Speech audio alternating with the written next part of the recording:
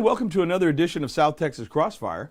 This is Attorney Joe Flores reminding you to join us each and every week right here on KTMB with the Lopez family. Special thanks to my good friend Carlos Lopez. You guessed it, the Ted Turner of South Texas Broadcasting. With me today, I have the pleasure of having somebody, a very special guest, someone who has come in from South America, from Brazil specifically, and just on the cusp and the wave of the Olympics.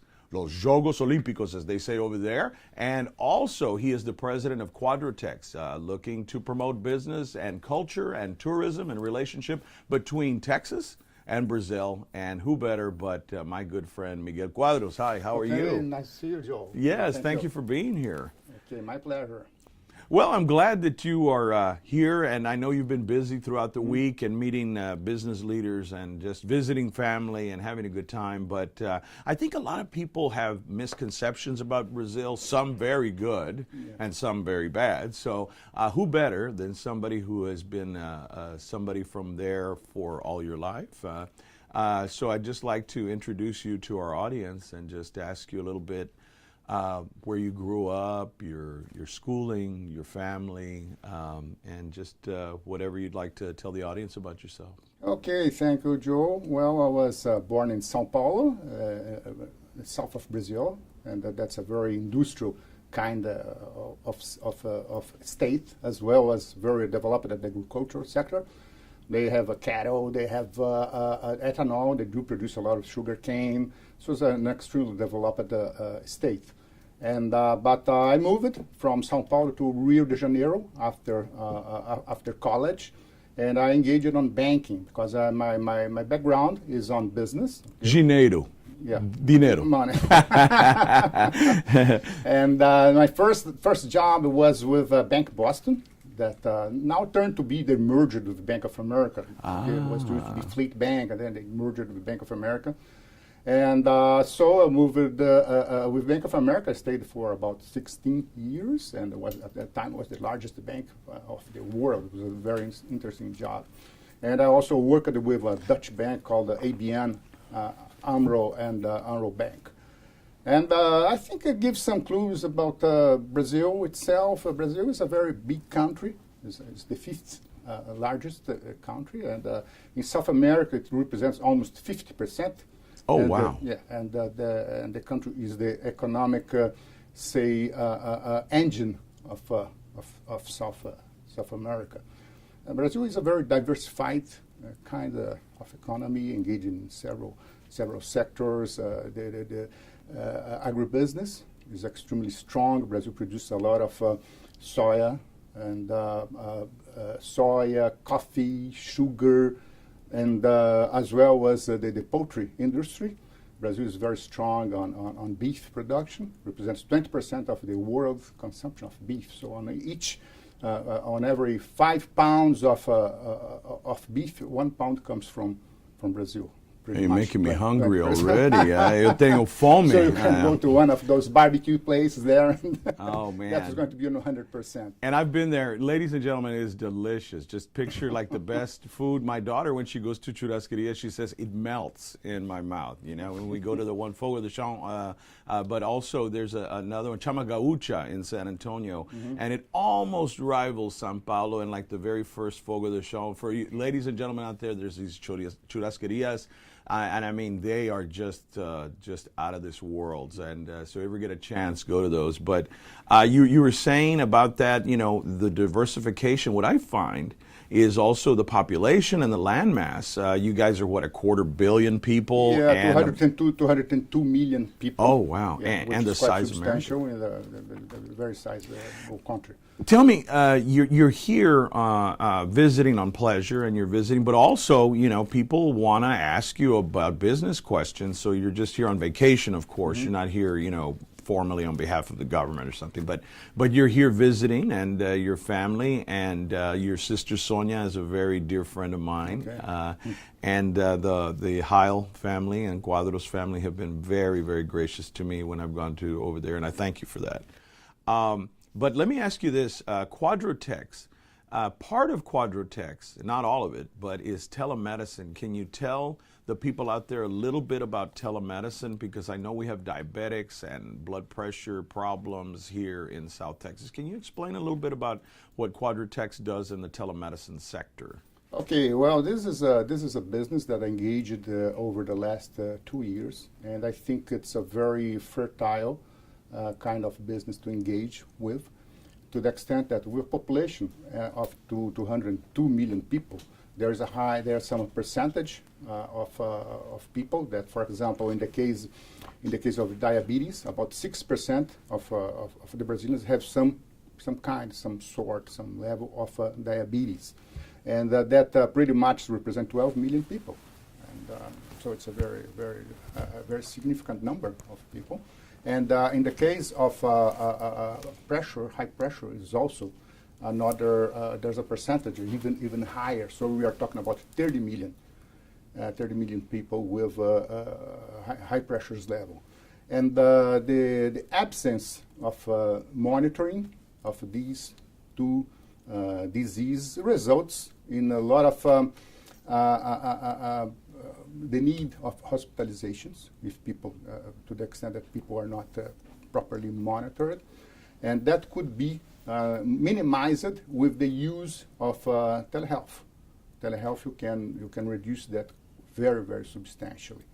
And we had one interesting study which was made during a period of 2.5 years, involving a group of 1,000 people with these diseases, which with the use of telehealth, there was a substantial reduction in the need of going to emergency.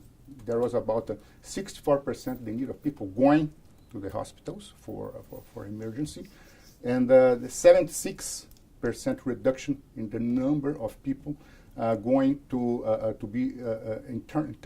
They're admitted to the hospital. To the hospital. Plus, also another important factor is the economy of not having a person having to go to the emergency, going to go to the hospital, going to be over a surgery and so forth. There was a 26% reduction in in cost, which is very effective as well for the health plans, for the other entities, hospitals and everything, by having this telehealth monitoring system in place. Well, and you bring up a very major point because in this, America is probably twice the rates, if not 3 times the rates down here on diabetes and blood pressure. Brazil, people have a stereotype that everybody looks like you in Brazil, works out, healthy, you know. But there is obesity, there is problems with blood sugar and everything. Now the military is even involved over there. They're interested in doing pilot studies for their families, for the soldiers that are out there.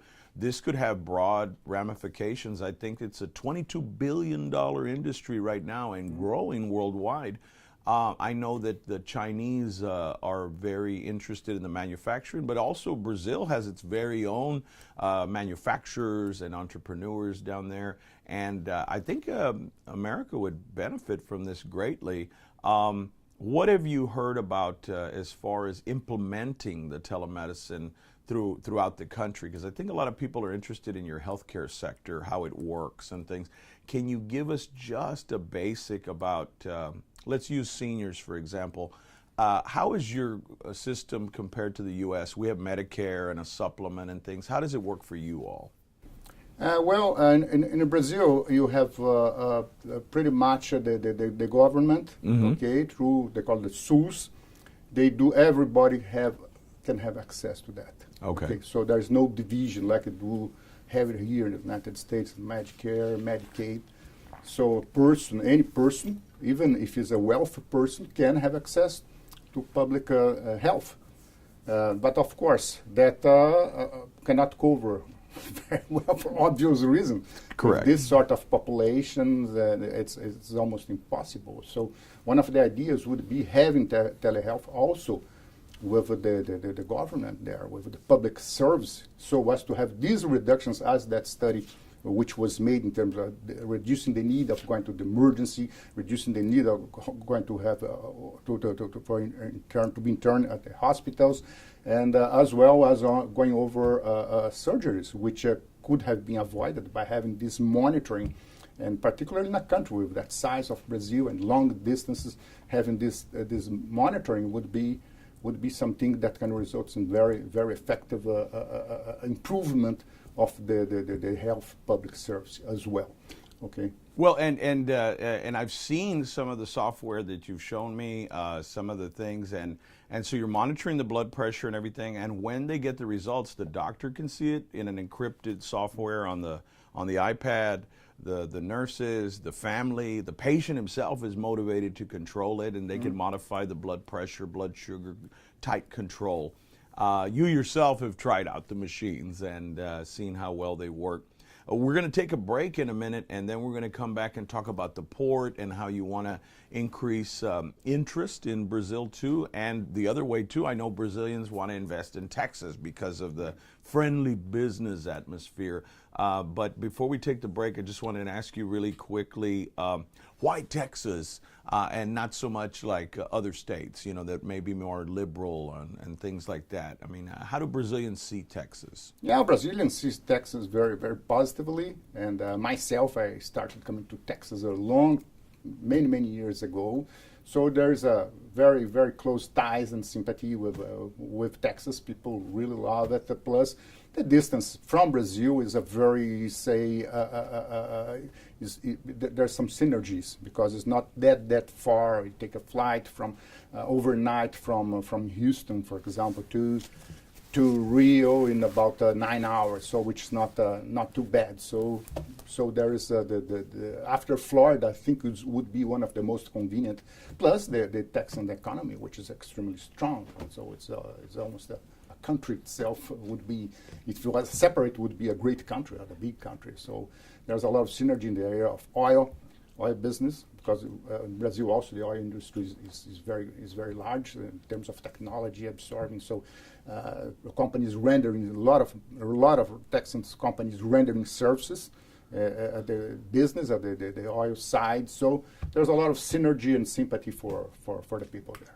Well, very, very good. We're going to take a break, and when we come back, you're watching Miguel Cuadros, president of Quadrotex, and he's trying to bring our cultures together even closer with tourism, trade, and just open dialogue and learning about each other from Texans to Brazil. When we come back, we're going to be talking more about that, and also about the port and about trade and culture, sports, and we'll talk about, they just came off the Olympics and World Cup a couple of years before, so we're going to be learning more about Brazil when we come back.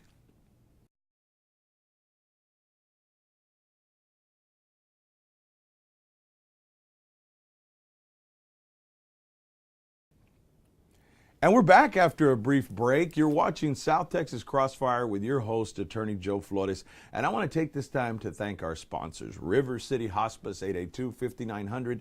People don't know what hospice really is. A lot of the time they think it's cancer and the end of your days. Actually, it's a beautiful service, and only 20% of those diagnoses are cancer. You've got Alzheimer's, you've got liver failure, kidney disease, things that can help. Don't let your medical benefits leave them on the table when you're entitled to them. And also, we want to thank our other sponsor, Vasquez Flores Home Health, 881-9922, 881-9922. Vasquez Flores Home Health is committed to keeping your loved one out of the nursing home. Nursing homes have their place, but being at home and getting care at home by providers is so important. So contact Priscilla Vasquez, backed by over 25 years of experience as a nurse. Priscilla Vasquez can either give you a job as a provider, or you can take care of your loved one, 881-9922. And thank you, Vasquez Flores Home Health. Also, we want to thank Carlos Lopez Broadcasting for always giving Latinos a voice. Recuerda que su voto es su voz. Si no votan, no pueden quejar después. You can't complain later if you don't register to vote, so get out there and vote.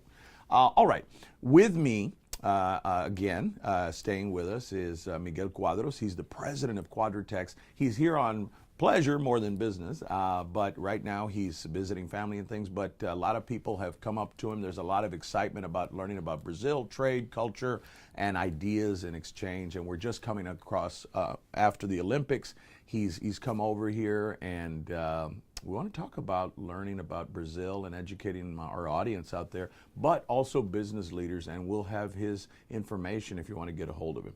with that being said, welcome back, Mr. Cuadros. How are you? Okay, I'm okay. Okay. Thank you. Well, if our visitors and viewers are just joining us, we were talking about business, agriculture, the size of Brazil, just over 200 million people, landmass the size of America. You're talking about your new business venture, the Telehealth, where monitoring blood pressure and blood sugar just to start, and that I was surprised to find out that there's diabetes, hypertension. You know, we have this thing that everybody works out in Brazil. No one's sick, but they have a lot of problems, just like the United States, just like any country. So we left off on telehealth. Just to recap. Yeah, in the case of the militaries, the army, the Brazilian army, there's a very good application involving because of the distances in Brazil. I understand. Brazil is a huge country.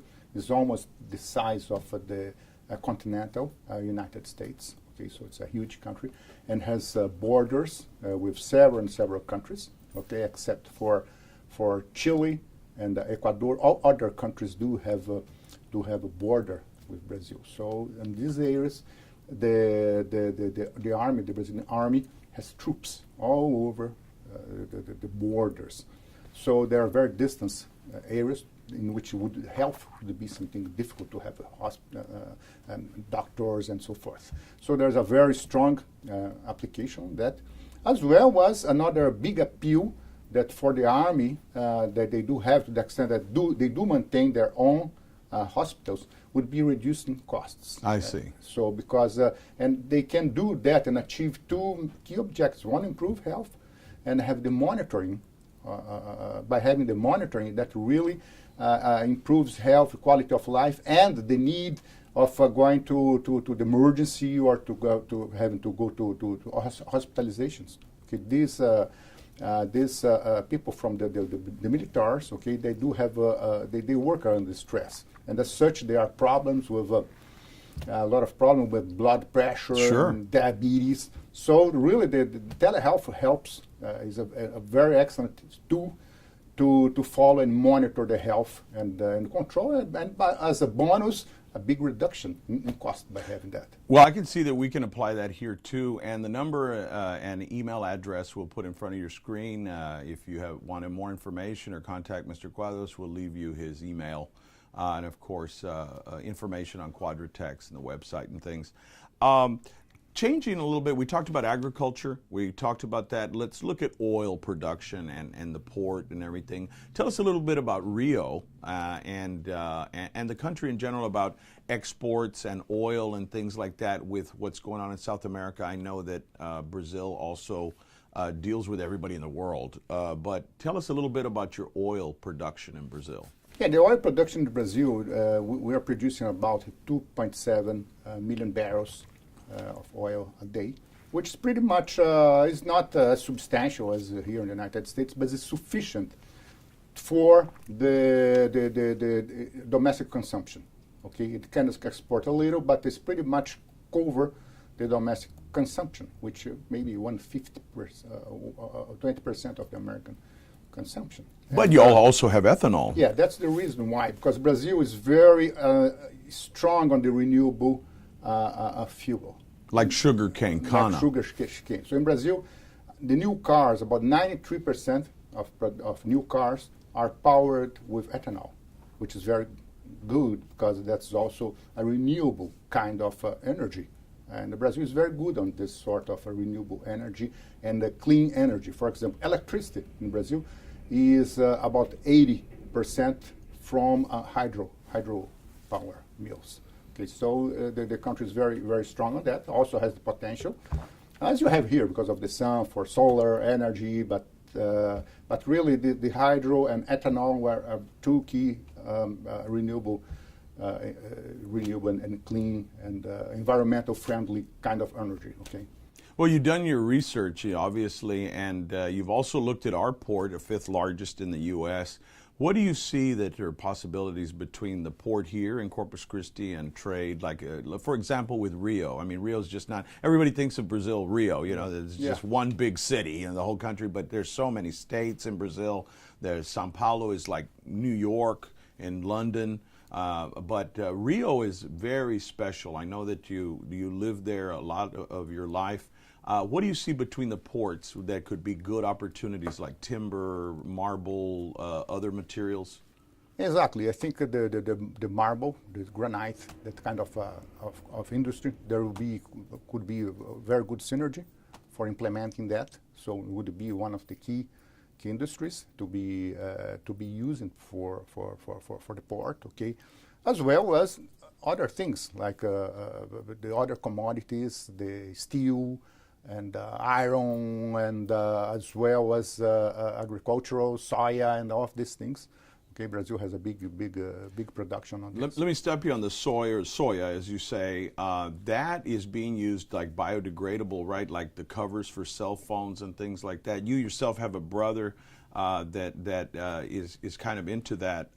Tell us a little bit about the soy production and what it can make, the products. Yeah, that's a environmental friendly or green kind of plastic. Okay. Oh, okay. So all of these automobile cars can be produced instead of petrochemical, instead of using oil, okay, and petroleum, can be made with derived from soya. Okay, wow. And he has an industry. Now he merged that with a big group there down in Brazil, and one of the ideas will, besides producing only for Brazilian internal, to the extent he merged with a big group, will be exporting to the United States, and therefore to have, in order to achieve a kind of environmental friendly type of product. Okay, instead of using oil, would be soya. And your brother Jasir, he himself studied at University of Houston, and he's been here, met his wife here, right, Adriana, yeah. Who's I want to give her a plug. I'm a big follower of her. She is a world-renowned reporter and an author. And her beautiful children's book, Malia, that's amazing. So y'all are very accomplished people there, and I want to commend you for that. We've got a couple of minutes, but what would you like to see happen between Texas and Brazil as far as culture, trade, business? What is your vision for that? I think there are several areas to be developed, particularly. The port, I think, would be a good form of enhancement, to the extent that Corpus Christi is turning to be one of the largest ports in America after the new bridge and so forth. But already has a tremendous infrastructure, can be used for that, for the exports of all the commodities going back and forth. I think would be a perfect gateway for American exports and vice versa. Okay, Brazil achieving. And in the area of entertainment and sports, I think would be there would be a lot of synergies between the two countries, because again, it's not that far flying, take a plane in the evening and waking up in the morning, Rio or Sao Paulo, so in the morning. So there's a lot of possibilities between these two states or these two countries. Okay. And the thing right now is, just like in our country, people have concerns about the economy, politics. I mean, in your opinion, of course, Brazil's very stable economically? Mm-hmm. Brazil is stable economically. It has a huge volume of reserves, of international reserves. And it had some political turbulence recently, where the president was impeached pretty much because of one economic downturn and so forth that really affected, and she's now who took office is the vice president, and he has a better approach to economic directions, and that's already, so we believe in the short run we're starting picking up, and Brazil is going to be back on trail for to achieve its required and needed growth that it really deserves. But Brazil is a very mature democracy, and the institutions are working very well. So we are seeing now a lot of white collars going to jail, which was not happening in the past. People all levels of big companies or even the politicians. So there's been a big cleanup of everything. Well, good. And I want to thank Miguel Cuadros again, president of Quadratex. He's here visiting Texas, just touring, Texas. And I want to thank you for educating our viewers a little bit about Brazil and about the culture and kind of dispelling some of the myths there. And we're going to do a little bit, I'll have to beg your countrymen to forgive me for my poor Portuguese, but out of respect for them, we want to do a little bit of an interview in Portuguese. And I'm learning a little bit. Yo hablo español, so que están un poquito como primos, similar un poco, the Portuguese and Spanish. So remember to tune in each and every week right here on KTMB, and we're going to take a little break and we'll come back in Portuguese.